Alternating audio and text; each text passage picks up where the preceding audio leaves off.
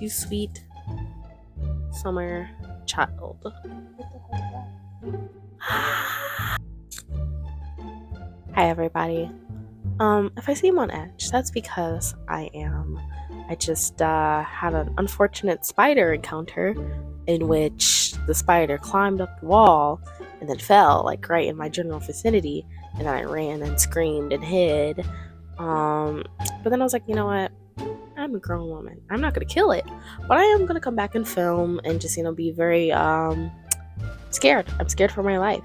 And I actually told you all this already because I filmed the intro, but the mic was off the whole time. So I'm gonna make sure that doesn't happen this time. So yeah, little transparency hour with Miss Sydney. Yeah. Anyway though, let's get into the actual video. But after the work I do today, no longer.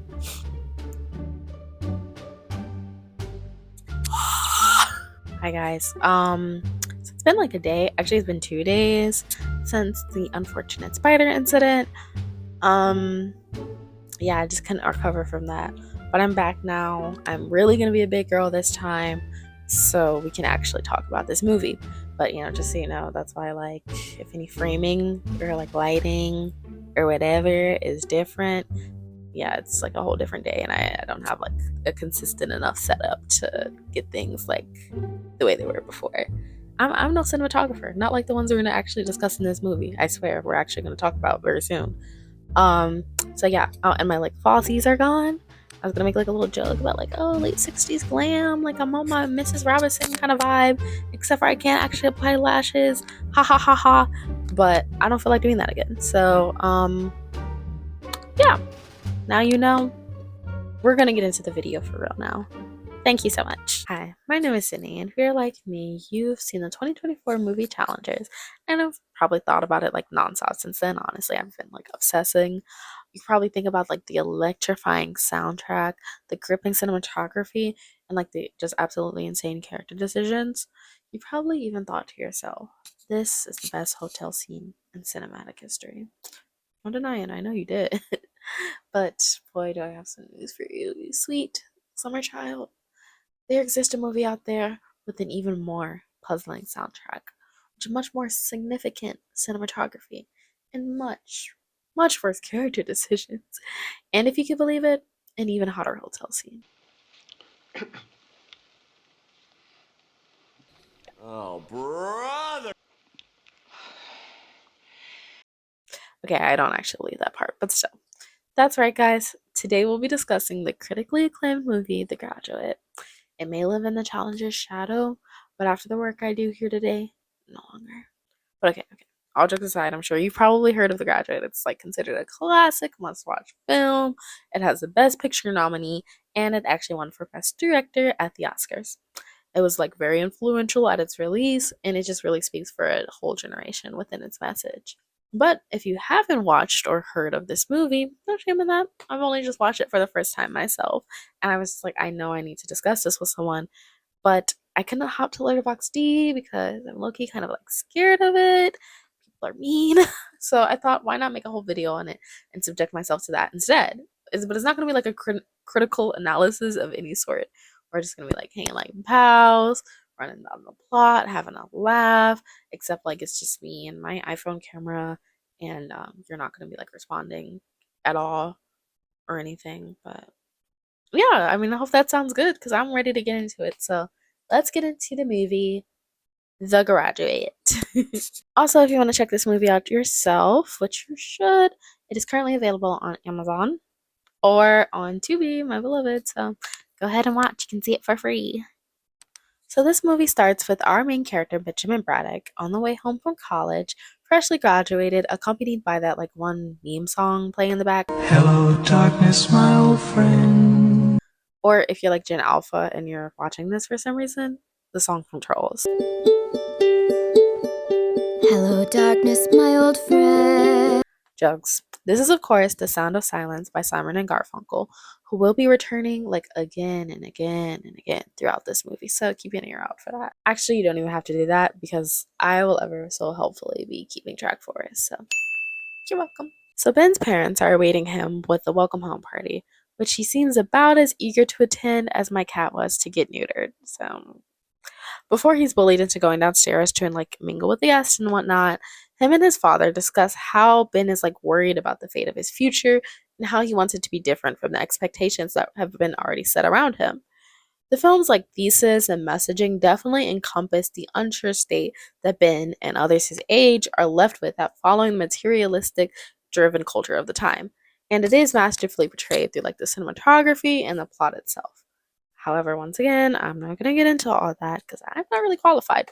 And there are much better analysis out there to check out, such as this and this. I don't know if it's actually gonna pop up there. I don't know. Anyway, we're just here to talk about the silly little plot. But I will definitely say that I can like relate to Ben's mindset a bit, as I am also like a once college attendee who's kind of in an in between state of life myself. Although like I wasn't freshly graduated, I just dropped out. So anyways, so Ben goes and mingles with all his parents' old friends who are like totally harping on him about what the next step in his life is. At one point, some old man brings him outside and says this. Just one word. Yes, sir. Are you listening? Yes, I am. Plastics. Exactly how do you mean? There's a great future in plastics. Think about it. Will you think about it? Yes, I will. Enough said. That's a deal. This is apparently a pretty famous scene that has a dual meaning in both just being like a comedically played moment of some old kook giving unsolicited advice, but also a metaphor for like the shallow, literally plastic mindset of the time and like priorities that were given. But all that kind of went over my head in the first viewing. So if anyone has any further like commentary about the meaning of the scene, please feel free to share with me. So Ben is eventually able to escape to his room and has like the briefest moment of relaxation to himself before in bursts Mrs. Robinson herself, another central character to the story. She's feigning like she's looking for a bathroom and then makes herself like extremely comfortable, interrogates Ben a bit, and then asks for a ride home. Ben obliges, and once there is convinced to come in because she's like scared. And then that escalates to just stay for a drink till the husband's back, etc., etc. At this point, to me, it's like blaringly obvious what's going on here. Like from a 2024 mindset, I can just be like, I know what you want. But it's 1967, so Bryn's mind is not just jumping to like predatory MILF here, but that's definitely what's going on. And when I say predatory, like I do mean it. Beyond the already icky fact that this woman has most likely known Ben since he is like literally a baby in diapers and poo poo feces. Like that was so stupid, I'm sorry. Woman has most likely known Ben since he was a baby. This whole upcoming scene just has like some really very concerning behavior regarding consent in general. It is not necessarily portrayed as okay in the film, like to be fair to the filmmakers, but it's still just kind of like really uncomfortable to watch, to be honest. And I'm coming from like a 2024 mindset here. I don't think when the movie was released, everyone was like rooting for her or anything. I think it was still very scandalous in general. I don't think anyone in the theater in 1967 was like, yeah, hell yeah, let's go, Mrs. Robinson, yeah, get it in, like get it sexy. I don't think they were saying any of that, but just in general, it's very strange behavior from her. I think the movie is treating her as such, but as they drink, they discuss Ben's perception of Mrs. Robinson, and she reveals that she's an alcoholic. Kind of figures like from the way she's just decked out in cheetah print. I don't know. I feel like it's just there's some correlation there. Anyway, Mrs. Robinson gives out a little, well, my husband won't be back till very late. And Ben finally gets the picture of what she's putting out here. And he's like, oh, no, Mrs. Robinson, you're trying to seduce me, aren't you? And he says this in like a very cute little nerd voice. And she's like, oh, is that what you thought? I'm very flattered, but no. Like, okay, guys, like, girl boss gatekeep. We even get this infamous shot of Ben viewed through her leg at this point, and it's like it is very clear to everybody, the audience, what's on her mind. Still, though, Ben apologizes, and she's like, "Oh, it's okay. You thought that. Just keep drinking. Just drink." And then she invites him upstairs to come look at a portrait of her daughter Elaine. She will be important later. They get in the room, and Ben's like, "Well, Elaine sure is pretty," and Mrs. Robinson is like, "Come in my dress. Like, come here." And Ben's still freaking out when we get to the exchange that I first heard from TikTok, where she goes, I am not trying to seduce you. Would you like me to seduce you? That's actually from the intro of the song Too Funky by George Michael. And of course, that was sampled from this movie. So, the more you know. You probably already knew that. Maybe you didn't. But the more you know. Anyway, Ben's still trying to flee and makes it so close, like this close to the door. But Mrs. Robinson stops him and is like, Benjamin, I need my purse. So he brings it to Elaine's room while Mrs. Robinson changes in hers. But of course, before he can actually leave, she comes in the room bare ass naked and blocks the door. And while the scene is like kind of uncomfortable, it's pretty uncomfortable. Seeing as Ben is like begging to leave, I can't help but kind of laugh at some of the delivery and like camera work here. Oh, God. There are these like quick flashes of her body as Ben stands there, which are meant to represent the sneaky glances he's taking down at her. But I don't know, like the whole thing was just pretty comical to me. And that was the point, of course. But then there's also like the looming sense of creepiness throughout as well. So it's kind of like I don't even know how to feel. I ended up laughing, but it's still I don't know, Mrs. Robinson, you're a freak. Who's gonna match her freak? I've been a nasty girl, nasty. I've been a nasty girl, nasty. I've been a nasty, nasty, nasty. Is somebody gonna match my freak? Before Mrs. Robinson can really like sink her claws into him, Mr. Robinson returns home at that same time, and Ben absolutely just like books it down the stairs so he can pretend he's been chilling at the bar the whole time. Then this really weird, like uncomfortable conversation ensues where Mr. Robinson pours Ben a bourbon and he like sticks his bare hands into the ice he gives him, and he sits him down and he's like, man, I miss my youth. You should go enjoy it. So a few wild oats, man. Like those are his words, whatever that means. And Mrs. Robinson comes down at that moment, and then I start to get this vibe in my head. I'm thinking like, oh, okay, this is gonna go hey, we saw you from across the quad and we really like your vibes kind of direction. But alas, Mr. Robinson just ends up saying like, you should take my daughter out when she comes down from Berkeley, and then Ben can finally leave. It's still like a very strange exchange, but it's actually not going to be a throuple vibe. So maybe this movie actually has less to do with challengers than I initially led y'all to believe. Sorry. So then we get this weird, funny scene where it's Ben's 21st birthday party, and his parents throw like yet another party that actually don't have any of his friends involved. Like it's all just these old people. I'm really starting to wonder, does Ben actually have any friends his age at this point? Anyway, Ben's dad makes him come out in this like big, ridiculous scuba suit, which he spends an unnecessary amount of money on as a gift. Although it's clear that Ben like does not want it or like care for it in the slightest. And then they force him in the pool, and it is just weird. Like we see his perspective where you can hardly see through the little like scuba mask, and he can't hear all his family jeering at him, but we can see it happening. And I think it's like further representation of the generational divide between Ben and his like sinking mental state, and that even includes like a parallel from the fish tank that we saw previously in his room. But I'm not gonna get into all that, but there are some cinematic parallels going on here. Mwah. So after that scene, Benjamin ends up hitting up Mrs. Robinson after all to, link together or whatever. And he kind of just hangs out all nervously in a hotel until she arrives. I love this like omnipresent seeming hotel desk guy that Ben is like so afraid of him catching on to his plans, but like the dude is not bothered. He doesn't care. Like I think he's really giving the heat check performance of this movie, in my opinion. So anyway, Mrs. Robinson gets there and she's like, all right, here's our room. And Ben's like, oh well, I was thinking maybe we could just talk. And she's like, oh, so you want me to get it? Because like, I'm not here to talk. So Ben ends up getting the room, and he nervously calls her to let her know to follow him, and he almost forgets to tell her the room number. Yes. Isn't there something you want to tell me? Tell you? Yes. Well, I want you to know how much I appreciate this. Really. The number. What? The room number, Benjamin. I think you ought to tell me that. So Ben goes up to the room, and he does some like nervous shuffling around or whatever, and there's this really like symbolic lighting, kind of lighting his face. Anyway, Mrs. Robinson finally gets there, and they just have the most awkward kiss as pictured earlier ever. Like the smoke's just still in her mouth, and she blows it out after. And yeah, I can't imagine that was very good.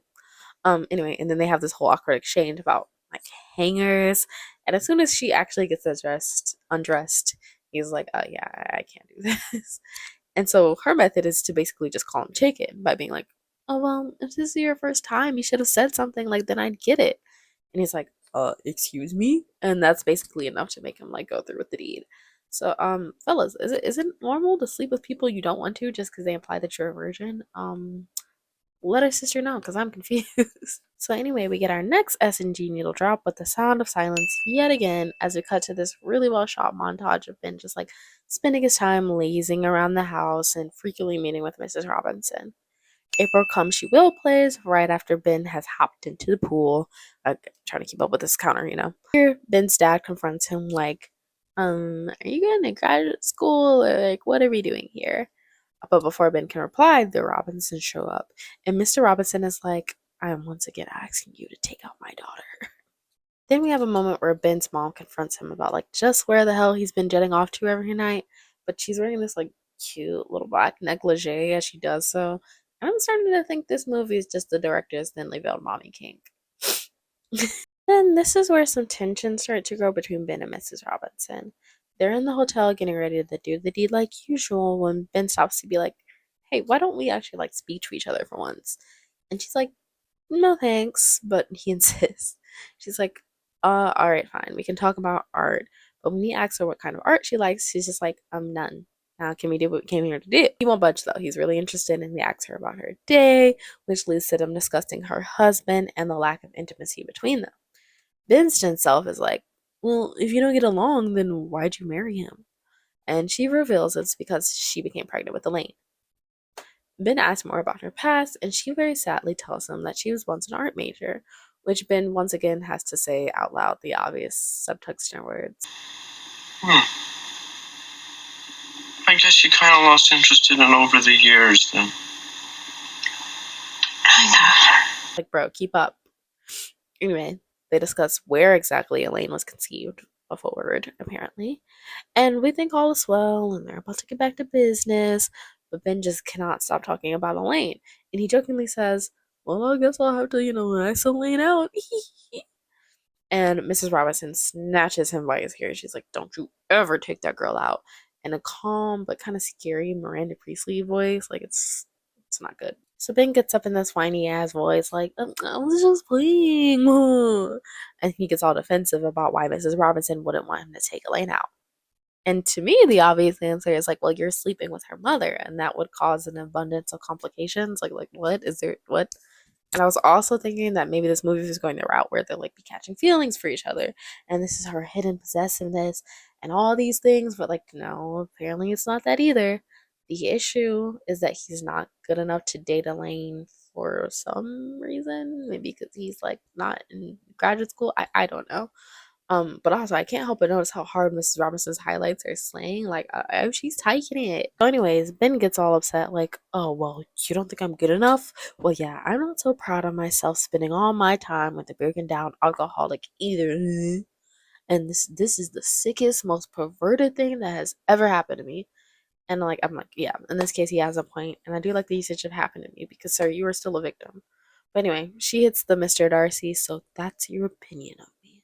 But like a lot less heated and passion and just like kind of straight up being manipulative.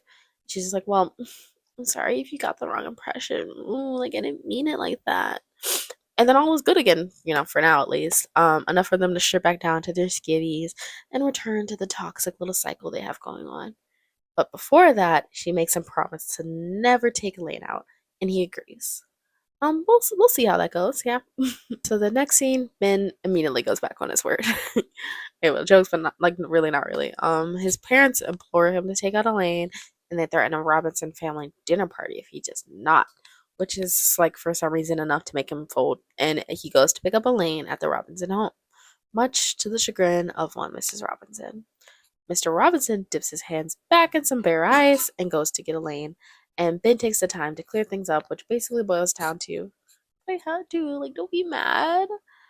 She's indeed mad despite this. So Ben takes Elaine out on the town, starting with speeding down the highway and driving like super recklessly while being super curt and short with her.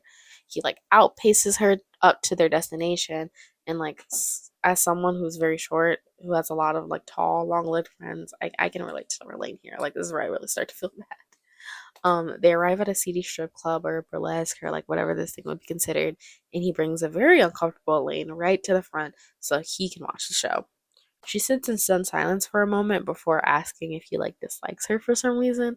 Like, she's clearly feeling like, what did I do? You know you was wrong for what you did. What I do? You know you were hella wrong for what you did. What are you talking about? Really?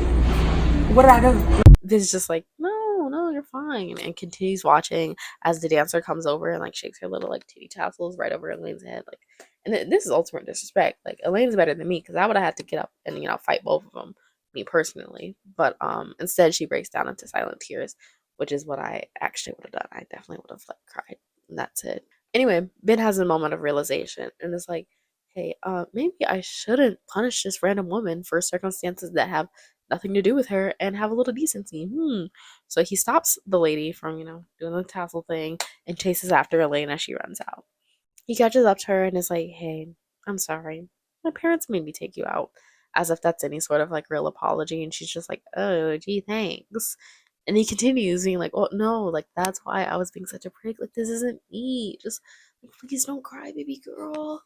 And she's like, no, I'm gonna cry. But he's like, try for me though. And then he kisses her, and all is well. And see, now this is why I'm saying this film is bonkers. Like, not because it's not well written, but it's because the characters' actions are just so completely confounding. And trust me, like it only gets wackier from here, which is understandable. Like, humans are complex and make strange and often impulsive decisions. These two, especially, as we'll come to see. But Elaine, girl, I gotta roast you.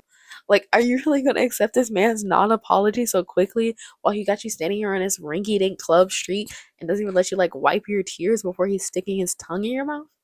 Like, girl, you go for that? You got to stand up. And of course, the truly audacious one here is Ben. Like, you've cooked up this whole plan to take her on a miserable date that inevitably ends with her humiliated, all because you're actively screwing her mom, and you think that's gonna like please anyone? Like, Mrs. Robinson is gonna be upset no matter how the date goes, and I don't see how making her daughter feel terrible would make the situation any better, unless she's just sadistic, which like it's very possible considering some of her behavior we see later. And as for Elaine, I think like maybe just taking her on a very mediocre date was gonna be enough before you like go on all this steps to do all this other stuff. Or better yet, why just don't even take her out if you're that concerned with Mrs. Robinson here. Like, why are you torturing this poor girl for no reason? But that's just me though. Elaine doesn't seem to mind, and they continue their date at like a drive-in restaurant, kind of like Sonic. I don't know what you call it, maybe like a drive-through.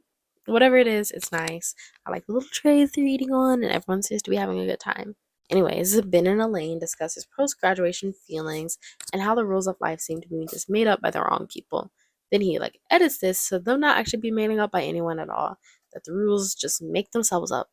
There's definitely this interesting mindset of Ben's character where he feels unsatisfied with the way things are, like the way they seem to be predetermined for him, and how he wishes that could change.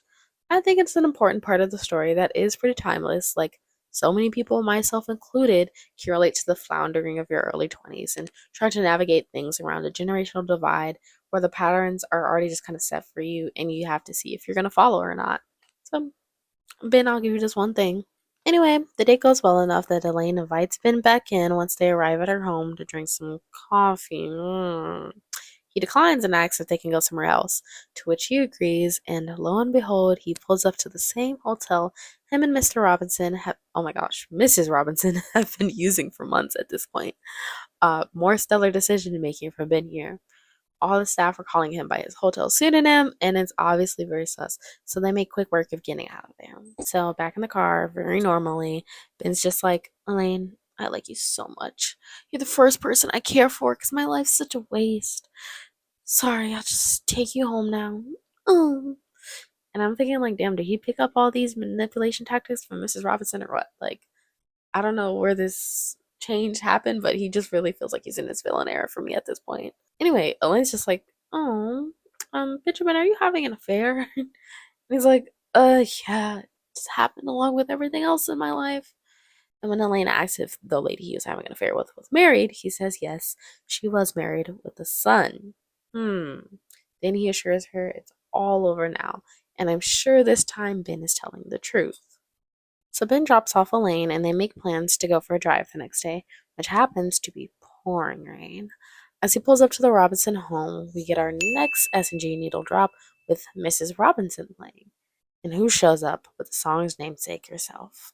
I like how they frame the shot where you just kind of see like her bottom half daintily running up to the car, and instead of Elaine, in comes Mrs. Robinson, ready to be extremely messy. She's like, drive down the block. And once he obliges, she threatens that she'll tell Elaine everything in order to keep them away from each other. He stops the car cold and he's like, oh, yeah, right. And she makes the most malicious face and it's just like, try me. Like, Anne Bancroft is really giving an iconic performance here. So naturally, Benjamin does what everyone would do in this situation and he decides to hop out of the car, run through the rain, and burst into Elaine's room despite her objections because she's changing. Very normal thought process from Ben here. But anyway, he bursts in, he like shoves her shoes at her, and he's like, we gotta go. And she's just giggling and confused, thinking he's being cute. Meanwhile, her mother is at the bottom of the stairs, like The Thing or Babadook or something. I don't really watch horror movies like that. But anyway, the tension is definitely building. And when Ben sees that they're not going to be able to make it out this situation without conflicts, he decides to just confess to Elaine. It's a chill inducing moment and really effective reveal. And all you can do is feel pity for Elaine in this moment. Like, in the span of 24 hours, Ben has treated her terribly, treated her decently, then flipped her entire worldview of her mother, like, just because he can. Truly the worst. So Elaine obviously flips her shit and kicks him out, and he has to tell her, don't cry, for the second time in mere hours. Then Mrs. Robinson bids him a somber farewell. In kicks the wackiest recurring song of this film, Scarborough Fair slash Canticle. Is that how you say it? I have no idea, but this song is really weird and will play like 100 times in the last 30 minutes. So anyway, with this song comes another montage of Ben wasting away and longing for Elaine, who heads up back to Berkeley. I'm not sure how much time has passed in this montage, so I'm taken very off guard in the next scene when he confidently declares to his parents he's gonna marry Elaine Robinson. But not a surprise, that's his mother who just lets out the funniest screech at this news. Like, it's really weird. Getting married. I don't believe it. And his parents are like, yeah, it's so exciting. Let's call up the Robinsons and celebrate. And he's like, no, you might want to wait on that. Like, and they're like, oh, like, they don't know yet? Like, the parents don't know? And he's basically like, oh, yeah, no one knows yet. Like, not even her. For some reason, this scene is giving me some, like, strong Kirk Uncle energy. I don't know. Where are we going? I'm taking you home. This is not the way to my fucking house, Kurt. Oh, no, not your home. My home. My home. Anyway, he makes his weird declaration of intent and he's off, leaving this as the parents' final scene. Which is unfortunate because I found them pretty funny. I don't know. Scarborough Fair is back, and we get a long shot of Ben driving on the Oakland Bridge, in which I initially questioned how they got the shot without using a drone, so that shows my age. Or maybe my stupidity, I don't know. We get an extended scene of Ben stalking Elaine, then renting a student housing room out so he can stay close to his target. Scarborough Fair kicks back up, the instrumental this time, but I'm still gonna count it. Ben stalks Elaine further until deciding to chase down a bus she just got on, and Elaine spots him immediately, and she just displays like the kind of absolute dread you feel when you see the Where My Hug At guy approaching. Anyway, he follows her to the zoo, where she's meeting up with Carl Smith, a guy we'll barely learn about, but is probably the superior alternative to Ben in every way. But that's just my assumption. Anyway, once again, Scarborough Fair kicks up, and my eye began to twitch at this point. Like, it's a lot. In the next scene, Elaine storms into Ben's room, demanding to know why he's there. Not like in his room, but why he's there at Berkeley. She's like, if you're here because of me, leave. And he's like, but I love you. And with all the insane actions, it feels a bit late to be saying pump the brakes, but like, really, pump the brakes, sir. And she reveals that she's under the impression that he forced himself onto her mother while she was drunk, which he of course denies, and begins to describe the actual series of events between him and her mother, which Elaine is like, I don't want to hear. And she lets out a mic-peaking scream, very Gwimbly-like of her. I see your solo career is going successfully. Oh, I swear to God, if I had my Gwimbly gun on me right now! No, stop. For some reason, Ben's first response here is to get her a glass of water, but we can't dwell on his very strange behavior too long, as his landlord and other tenants come to investigate what's going on.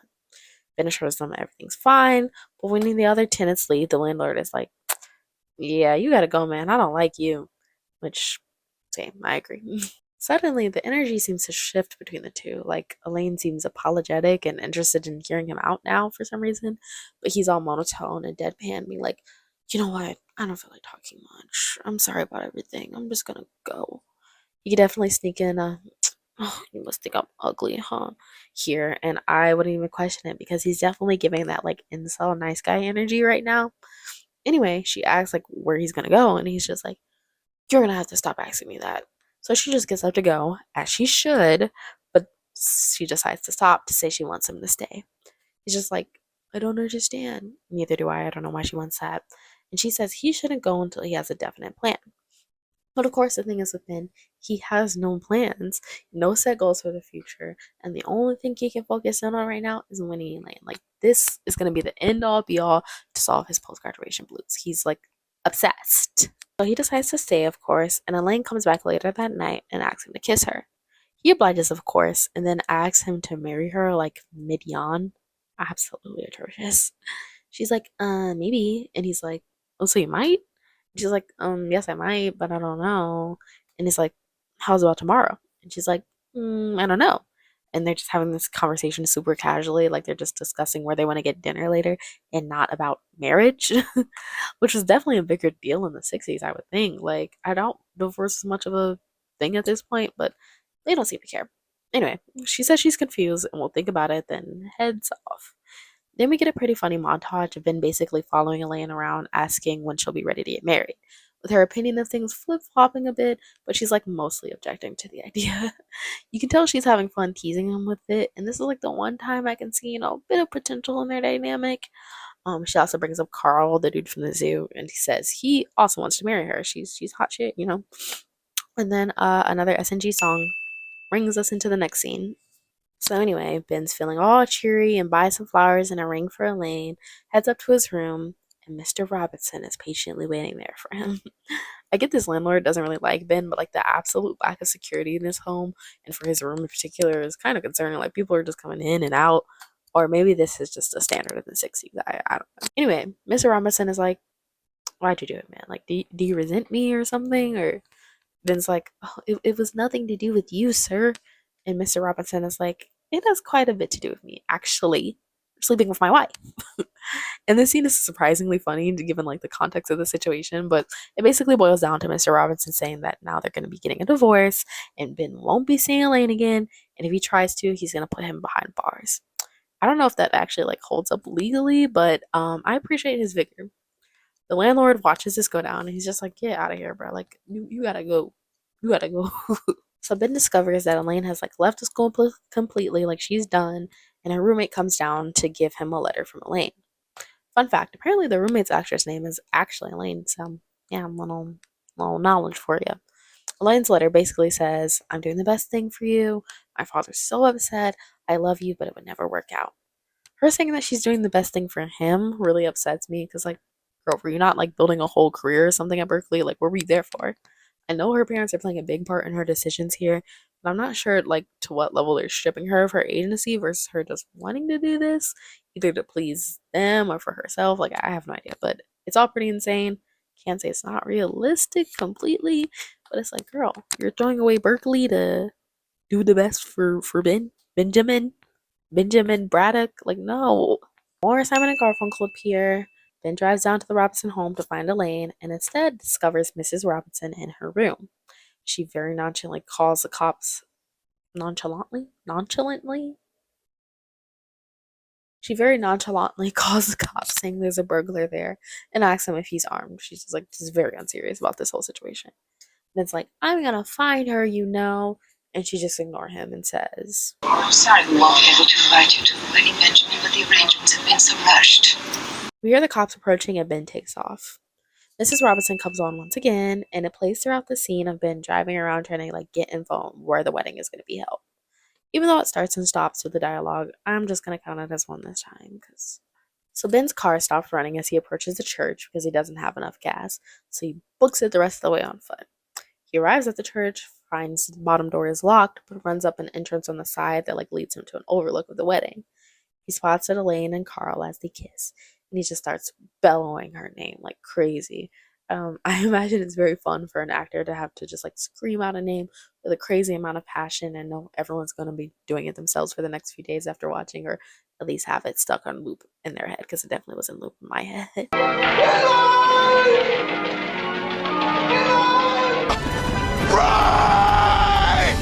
I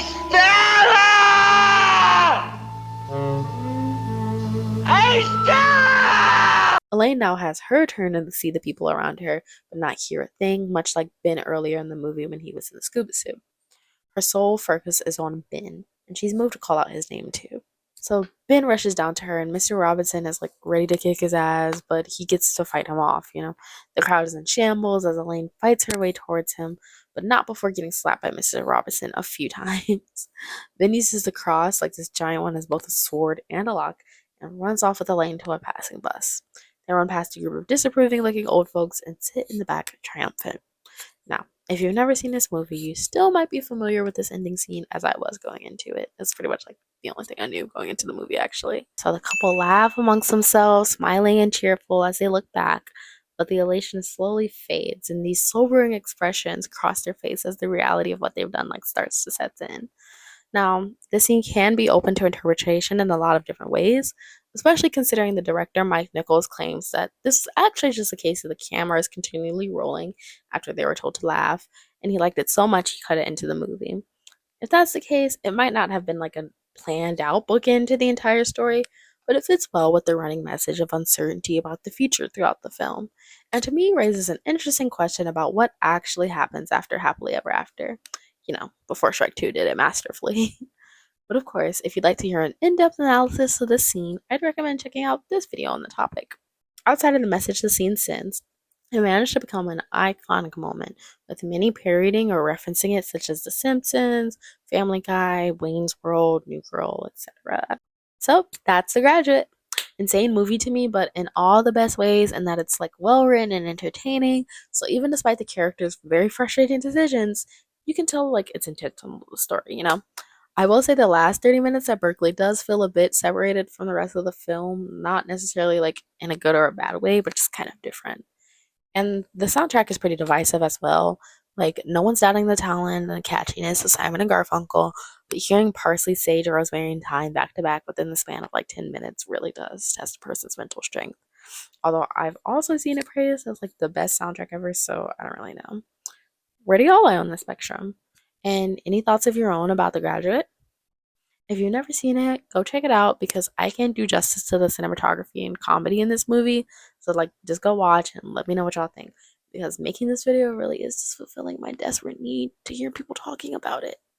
Thank you so much for watching. And if you made it this far, I'm going to send you one of Mrs. Robinson's little sheer stockings, okay? Scout's honor. All right. Thank you so much. And goodbye.